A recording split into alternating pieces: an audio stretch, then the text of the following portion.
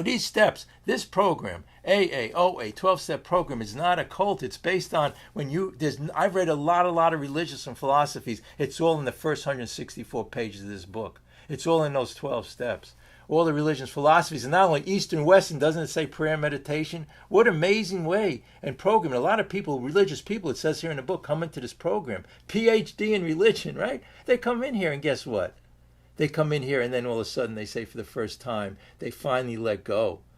It doesn't matter anymore. People like you, they don't like you. What a beautiful way to live and not be finite in these small little designs and plans of ours. If only more people like me. People fail you all the time. If only my relationship at home was better. I love the saying, I'm in the same house, the same relationship, I have the same job, I have the same sit in the same chair, right? New pair of glasses. But before I was miserable, but now I'm happy. It's all perception. Some people could have the best situation in their lives and be unhappy, and other people could have nothing and they be happy. Actually, what do philosophies and religions say throughout the ages? The poor, when you get rid of their material possessions and people, they spiritually, they become very happy and joyous. Let go in a higher power. And again, we started the meeting where somebody was saying that I had this problem, I had that problem. Hey, we're either in the problem or in the solution. The problem we know about. But when we talk about the problem, we're making it more real. What does the 10-step promises say?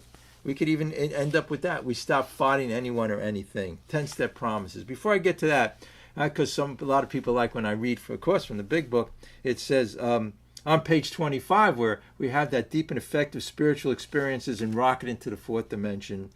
And our Creator has entered into our hearts and lives in a way which is indeed miraculous. He has commenced to accomplish those things for ourselves which we can never do by ourselves. Spiritual solution. The answer is in here. Be quiet, be still. Know that I am God. Get the new conscious, a new way of thinking. It could be slowly, over time, but understand what a solution is. The problem is I never knew what the solution was. I thought it was in everything else out there if I became more successful. So we're going to go on page 84, right? 10-step promise. What does it say? And this is what happens when you get away from the self-centeredness. We have ceased fighting anyone or anything. Do you get that? The spiritual awakening is that it's not relating to the outside material thing, the things on the outside. You know what? We have the 5 senses, but we're rocking into the 6th sense. But the fourth dimension. Go out and enjoy the world. Years ago, I spoke to this Hasidic rabbi, and what he said was that he said he's part of the Kabbalah and the ancient Jewish mysticism, and he says go out and enjoy the world, but understand the falseness of it. Do you realize the truth will set you free? The truth is that all our little thinking and our material things on the outside isn't true; it's illusions, and that what we could do is when we get centered. You know how we know that 10 people have 10 different opinions, right, about something? Do you ever think about that? 10 people have 10 different opinions. So when I start to think, I realize my thinking is false because it's coming from society told me. So do you want to be free? Do you want to be this prisoner? The only way out is a design for living to change prayer meditation. I always say to somebody, if you want to go out and they say, how do I go get a good job? I say, you got to sit on the couch and meditate and get God-centered. And they say, well, what do you mean? Now, don't I have to do it? I says, no, God will do it. Because before you know, when you have that love, patience, tolerance, and you have an understanding, you'll be able to go out in the world and you wouldn't care if people rejected you or whatever. You'll be open. And meditate and pray and get centered and think of God's gift, like think of the beauty of the food, a flower, and these things, God's nature. And then you won't want to see synthetic things. So it goes on to say, we have ceased fighting anyone or anything. This is the miracle of it. This is really true, by the way. A lot of people here in the meeting say, this is all gobbledygook, right? It's all nonsense. No. Billions of people in the world believe in religions and spirituality. There's a reason. And there's only one solution. The doctors, we agnostics, it tells us throughout. Or people, we always go back to people.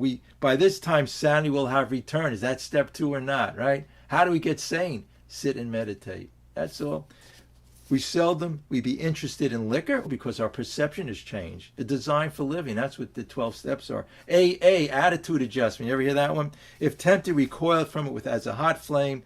We react sanely and normally, and we will find this will happen automatically. Listen to this, but listen, it goes on to say here, and it's directly related to our obsession, we will see that our new attitude towards liquor, towards food, has been given us without any thought or effort on our part. It just comes. That is the miracle of it. Miracles are possible when you get centered. We are not fighting it, neither are we avoiding temptation. We feel as though we've been placed, imagine this, in a position of neutrality. If you're going to be miserable, it's not going to work. In AA, guys would come in, wouldn't want to work these steps, they're miserable. They say, you might as well go out, and it says in the big book, go out and drinking, try it again, and then come back in. It would call dry drunks. Are you dry? Are you miserable every day? You could be happy and joyous. The perception changed. But again, when we're in the problem, we're not in the solution.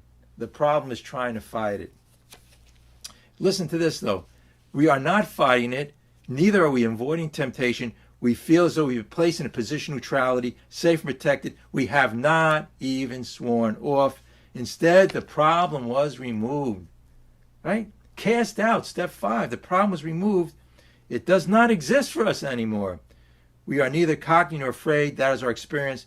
This is how we act so long as we keep in fit spiritual condition. So during the day, with anything in life, get back centered. People at work or your job or money or success, your higher power. You're not centered. You're not being spiritual. And you know what? When we're spiritual, all those things come to us. It just does. All the success and happiness in life, you know? And it's interesting. And if it doesn't, we're still happy. Because no matter what's outside in the world there, we're going to be happy internally and inside. You know, it's very happy and joyous. You know, I just thought of this one that I said years ago. I was going, you know, in the subway in New York City, and I'd go to school down there and actually lived there for a while. But the thing was, on the subway, and this is in the 70s, there were guys on the, you know, they had back there, they called it the Hare Krishna. They walk around with the flowers, and you know, and a lot of people thought, hey, what are these people? They're like crazy, right? So I was sitting there on the train, I'm looking around, I'm seeing all of these Wall Street type executives, and they're all with the, you know, and they're all like sitting there but they had a lot of crinkles on their face, and they're very serious and looked like they're had the weight of the world on their shoulders. And here these guys were jumping around and happy. Something clicked in my brain even back then. I said, you know, there's something to all of this.